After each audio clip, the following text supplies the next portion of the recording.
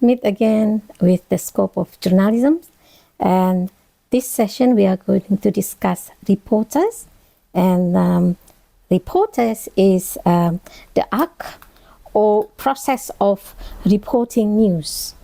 However, it also can be said that reporter is the result of the process reporting the news. So you see, I know this is a bit like, why would be the process and the result have the same name? But that's it. I mean, reporters, it can be, it can talk about the process of news gathering, news production, and reporters also talking about the result of those news gathering and news production. So therefore, we can see that this is really the core of the work of a journalist. I mean, this is, really something that you cannot leave out. Without reportage, what will you do as a journalist? Should we begin with reportage, isn't it? Right then. As the process, why we do these reporters? The reason is to find out. For example, you see accident in front of you, and you would like to know who got the accident, what's the driver name, the age, what is the cause of that accident. Probably you also can ask questions to the witness around the accident area, and by doing reporters, you got the basic information: who, why, how, and when or what. That kind of information we can easily find by asking the question to find the information, the basic information for our journalism project. And reporters also, we do this to dig deeper. You already got the name, but probably you want to produce feature writing, for example.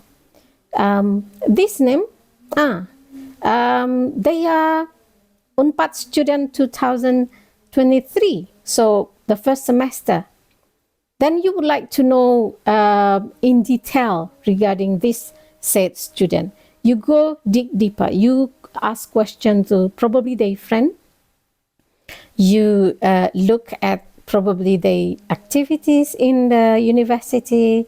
You want to know the background of their family, because you want to show people in a way the human side of accident. That's we are going to talk about this in a product of journalism, but then that's part of the feature writing. You would like to show a deeper side of the strike news one.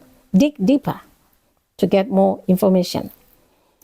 And then another reason why we do reporters is to balance the information that we got. For example, now between Israel and Palestine, for example, you can easily find information regarding Israel's side through AFP, CNN, Reuters. Easily you can find those information. Not to mention Jerusalem Post, Haaretz.com can be easily accessible to everyone. I mean, anyone who can speak English, who can read English, they can easily read those materials. But that's not the case with the Palestinian side. Most of the information and data are written in Arabic, but then you feel that you need to give voice to the Palestinian side, and therefore because you want to balance the information that you produce. And why I mention this, because you see, based on the Media Education Foundation that's based in America, there is one a documentary done by Satjali and Basaba. Both are I think come from Jewish for Peace organization.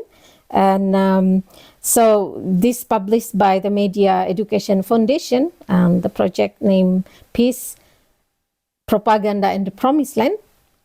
They did a research regarding all the news about Palestine and Israel in American media and compare them to British counterpart. What they found is pretty much a glaring, unbalanced exposure and also lack of context. What this Sud Jali and Basaba found, they said 96% of the news in the mainstream media in America did not put the context of Israel occupation in Palestine land in the news, and therefore, as if that's happened on the vacuum, there is no occupation, there was there is nothing going on 75 years, and easily lean toward pro-Israel side. And only 4% of those news mention Israeli occupation in the Palestinian land, and therefore, it bring the context into the news that what the Palestinian did basically is part of the resistance against the occupation. That's why Reportage is thoroughly done in order to balance the information that we put forward to our readers. We need to give them the context of what's happening, not just the 7th October, but also what's happened before 7th October, what's happened in the 75 years occupation. That's what lacking in world news mainstream media. Now then, there is short version of those peace propaganda and the Promised Land. I think this American media, occupied American media. I'll put the link up there. This is short version, but then as well discuss a similar issue, how the Hasbara project of Israel occupied American media, and therefore they tend to voice Israeli side of information and disregard the Palestinian side of information. Right then, how are we going to do the reporters? What are the technique of doing it? And what we are looking now through the Al Jazeera, Palestine Al Jazeera or Arabic Al Jazeera live reporting. This is really, I feel that the lone voice of those Palestinian sites are from the Al Jazeera reporter. So they are on the ground, they are in the camp, they are in the area where being bombarded, and they stand with their camera, stand with their phone, smartphone, and then relay those capture to the Al Jazeera live. So you see, they stood there. That's the reason why I think more than 66 journalists in Palestinian journalists being killed by the Israel. Because one of our friend before who gave a talk to our class 2023, Harif here from Oxford, England. He went to Gaza to report the war there, and Harry said there are two things that he had to make sure in order to keep him alive. One is internet connection, and another is fully charged mobile phone or smartphone. The reason why, because then the Israeli know where he was, and they would not bomb the place where Harry stood. So you see, when these more than 66 journalists, of course, do the live reporting, and with this, excellent technology by Israel, they can easily pinpoint where the journalist is, were and then kill them by bombing them. And of course, this is against international law, but we are not going to discuss this. But what I'm saying is live reporting in the dangerous area, for example, Gaza now, pose a high risk for journalists. 66 more life being taken because of their idealism to voice the unheard voice of the Palestinians. So let us think about them all and then pray for them in the hereafter. The next technique is interview, or what we call by people trail. You go to people, you ask them question, you see the opinion, you see what they witness. That's people trail. And I think this way some people fail. They took the information from one mouth, from one people, like was it Carol Zidek? Yes, Carol Zidek. No, Nicole Zidek. Nicole Zidek in the end admit that she took information regarding 40 baby beheaded by Hamas is from one soldier. She did not see, she did not verify by video or by picture, and she just published those interviews to the world. And I think this is where we have to put a note. I mean, we have to take note here. Yes, we interview people, but those interviews, the result of those interviews, we need to verify ourselves. What are the proof? What are what proof that they can give, or we can also find around, see another witness. Is it really happening before? I mean, can someone verify this lone witness? That's interview. And sometimes interview also can be done as when we talk about a result of reporters, it can be like, talk show, hard talk, for example, or Mata Najwa. I know it's not here anymore, but that's how you see, then you understand that that's the interviewing that can be part of the reporters. Next is that's people trail. Next is by paper trail. That means you sift through documents, you look at the information on the journal, on the book, and then you put those information together to show in a way the whole picture of the whole picture of the event or fact. And then we also have electronic internet trail, or now what we more famous as OSINT, or open source intelligence. This is very fun. I like this OSINT very much. I mean, anybody can do this, but then not everybody know the source to get information. Well, for example, you see, journalists doesn't have to do this, because in a way, you have work being given to you by your supervisor, but then as not yet journalists, you can help people have more safety in their life. For example, that's what I did before. I tried to find them information regarding the safety of the product. So you see, we can find those information of the product distribute in Indonesia through BPOM. Here, BPOM.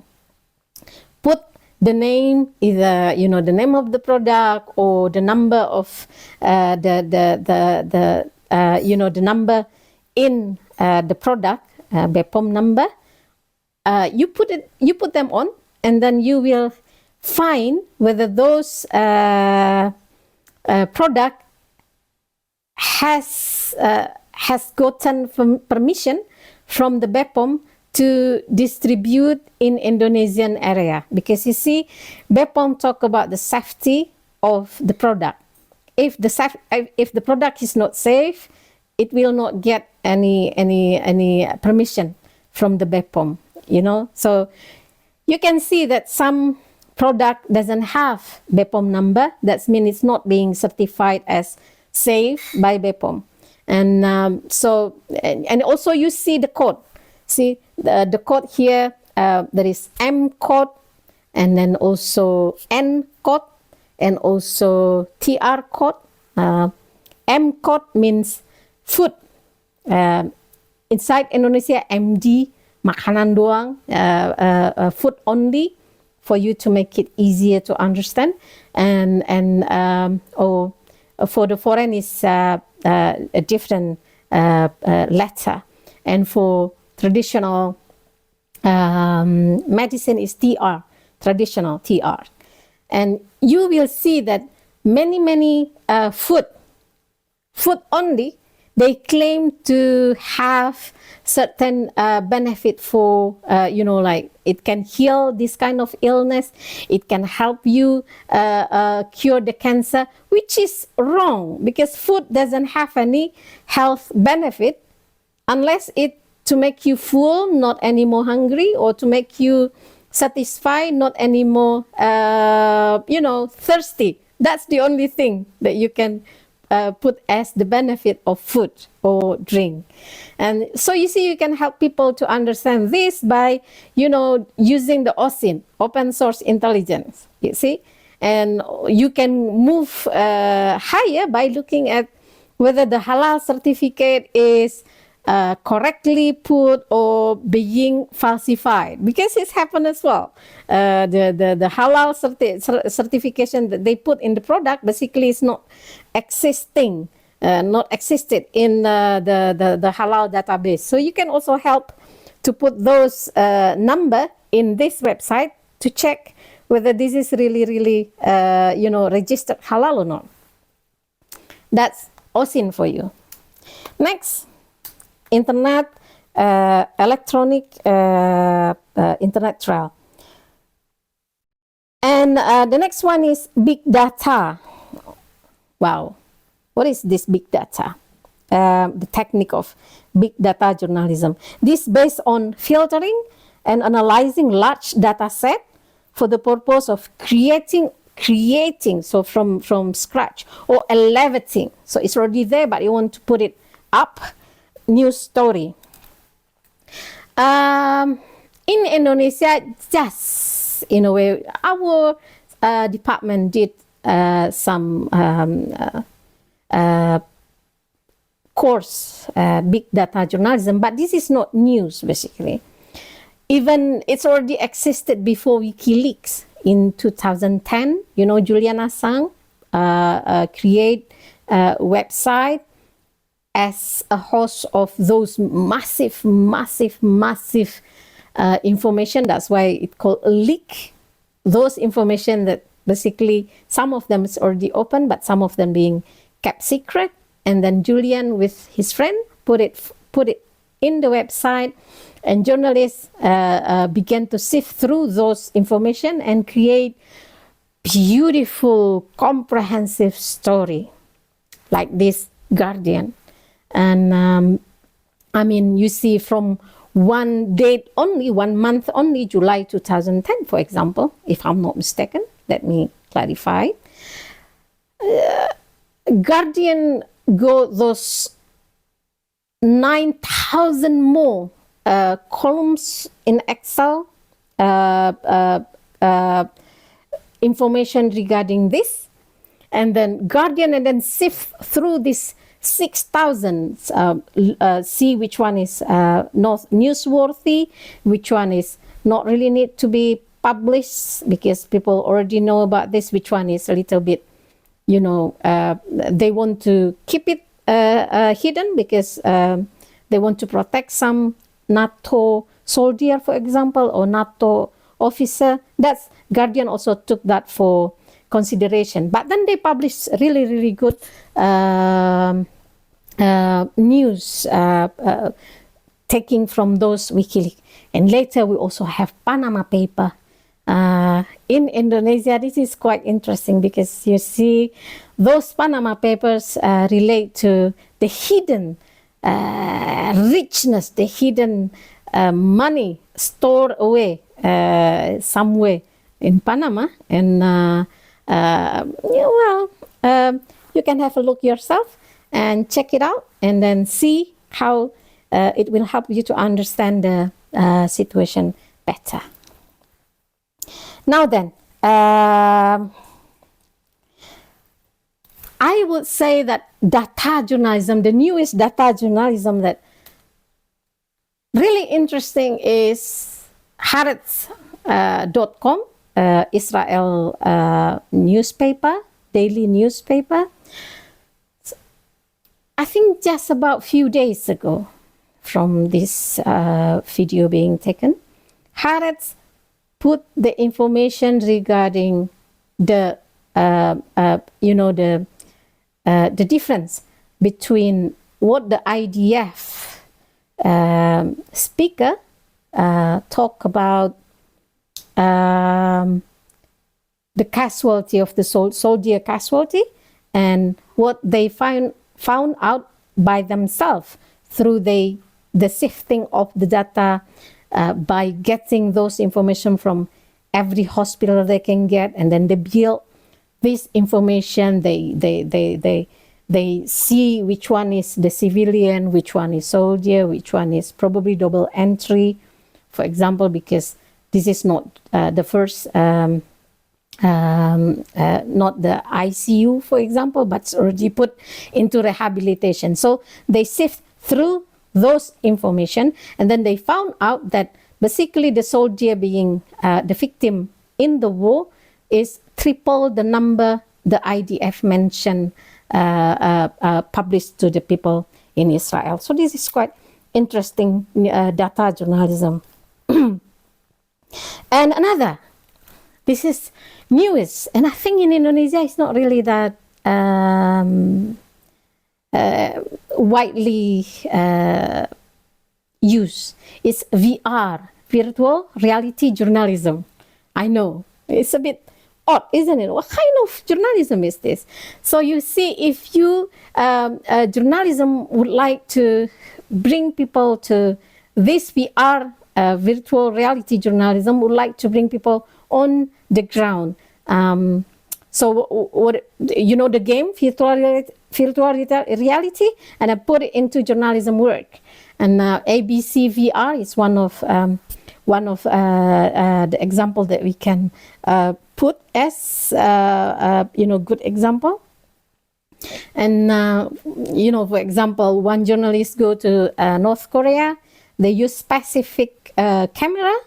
So you see, like the camera that can point to every angle, every direction, and the result would be people can choose whichever direction they want to see, on that side or this side or that side. So as if that you have eyes around you, not just one side camera, and therefore you are more immersed. That what they call it, immersive journalism, immersive reporting or immersive reportage. This is really, for me, is powerful. I mean, you see, you might not be there, but then there are some there are camera who can be your eyes, look around, and then you would, I believe that you will feel more immersed in those reporting, and it's also helped. It says so in the project, it helped people to, in a way, go against the things that decided by someone, and then because they see it by themselves, they immerse on those journalism reporting, and then they decided to stand against those people. What about reportage as a result? Nowadays, before we understood about radio reportage, television reportage, print media reportage, or online media reportage, but nowadays it's become pretty much convergent media reportage. I think it's very rare one media stay in one platform only. For example, only radio only. Usually, although they are radio, they have the website, and then they also put a snippet of the video on while doing the journalistic work. And so in a way, it's breaking the barrier of just one platform only. Convergent reportage means that media tend to use, doing getting the information. They use social media. They go around live reporting, and then when they are in the process of doing it, they put it in Twitter. This is what I found. They put it in a snippet of the video. They put it in Instagram, and then you see people will. I mean, there will be more people get involved in the process, as well as more people wait for the final result of those reporting. And then the reporter probably will begin the writing for the website, but while doing the writing for the website, the video will be edited and then put it on the website as, a standalone news, although once the writing finished, they can be interlinked with each other. And that's what convergent. Reporter need to have ability to collect the news through the OSIN, through the media, social media, and reporter need to have skill to record video, interview people, and need also have to have a good skill in writing it, and then later to, in a way, distribute them to a correct platform. You want to put it in video only. You want to put it in, like YouTube. You want to cut some of it and then put it in TikTok. Probably you want to put a snip of it, and then you want to put it in Twitter. Begin the thread discussing the issue. That's how we do it now in convergent media. Now then, type of doing it, reporting.